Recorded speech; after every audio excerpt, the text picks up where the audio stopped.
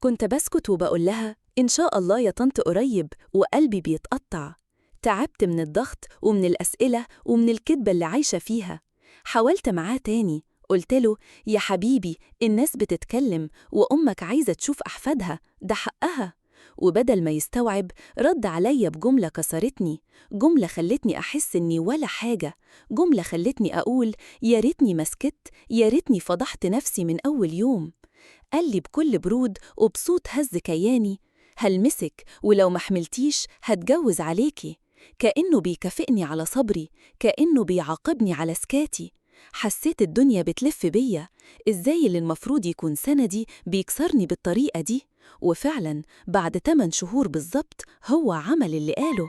التهديد اتحقق، بس هل المشكلة اتحلت؟ ولا دي كانت بداية فصل جديد من المعاناة؟ الجزء الأخير هيصدمك وهيكشف الحقيقة المرة، اوعى يفوتك.